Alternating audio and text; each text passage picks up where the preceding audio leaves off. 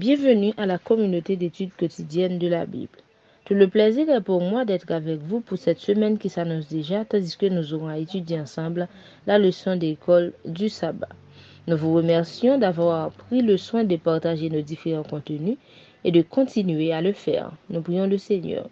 Qu'il te plaise, ô notre Dieu, de nous assister en ce moment, tandis que nous allons ouvrir ta parole.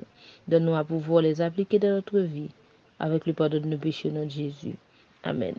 Nous étudions la leçon 9 qui a pour titre « Le fondement du gouvernement de Dieu ». Verset à mémoriser. « Et le dragon fut irrité contre la femme, et il s'en alla faire la guerre au reste de sa postérité, à ceux qui gardent les commandements de Dieu et qui ont le témoignage de Jésus. » Apocalypse 12, verset 17.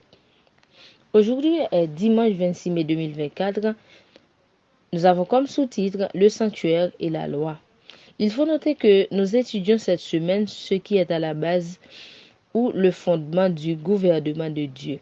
Dans cette base, il y a aussi le sanctuaire et la loi. Entre ces deux, nous allons voir quel lien existe. Nous lisons Apocalypse 11, 19, Exode 25, 16, Exode 31, 18 et Apocalypse 12, 17 afin d'être plus clair sur ce sujet.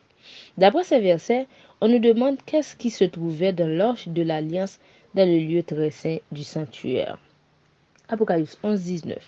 Et le temple de Dieu dans le ciel fut ouvert, et l'arche de l'alliance apparut dans son temple.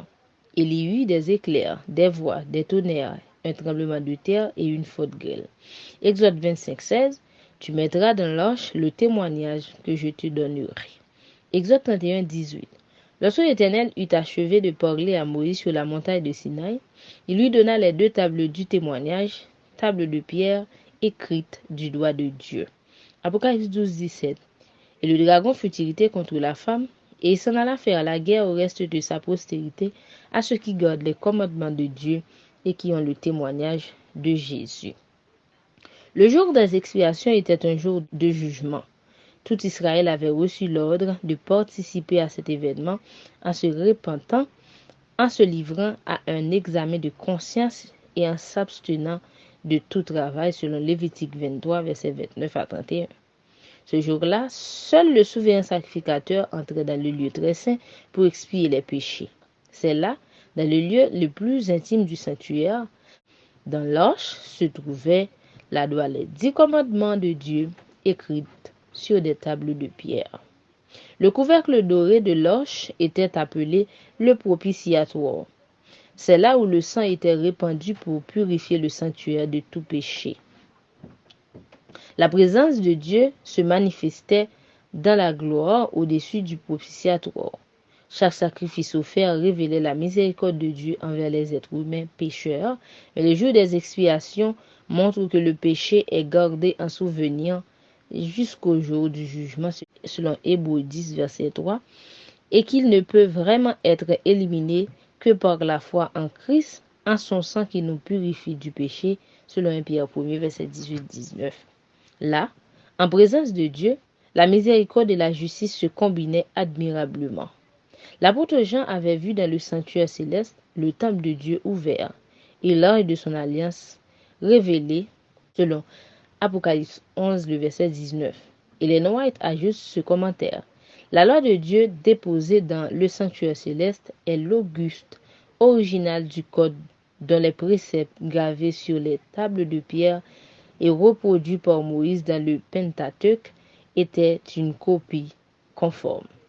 La constatation de ce fait important amena les adventistes à comprendre la nature sacrée et l'immuabilité de la loi divine, selon Tragédie des siècles, page 379.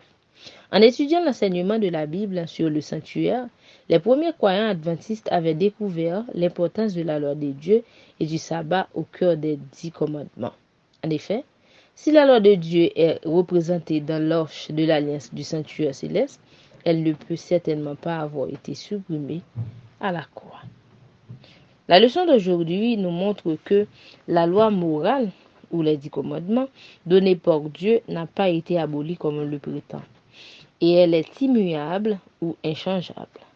La preuve, c'est qu'elle se trouvait dans le sanctuaire terrestre, elle se trouva présente dans le sanctuaire céleste et elle sera présente aussi de la nouvelle Jérusalem quand Jésus reviendra, selon la vision de Jean dans Apocalypse chapitre 11, verset 19. Ayant la preuve et la certitude que la loi de Dieu est immuable et éternelle, nous pouvons nous attacher fermement à la doctrine de la création, parce qu'à travers les lois de Dieu, spécifiquement le 4e commandement qui nous parle du sabbat, il fait mention que Dieu a créé toutes choses en 6 jours et il s'est reposé le 7e jour. Voilà la preuve d'un Dieu créateur de toutes choses et qui nous demande d'observer ses commandements, ses lois éternelles qui se trouvent dans le sanctuaire céleste, même là où Dieu habite. Nous vous remercions de nous avoir suivis attentivement. Le rendez-vous, c'est pour demain. Nous prions le Seigneur. Merci, Père Céleste, de nous avoir éclairés au sujet de ta parole. Merci de nous donner tes lois afin que nous puissions vivre par elles, afin de te rencontrer quand tu reviendras. Pardonne nos péchés au nom de Jésus. Amen. Au revoir.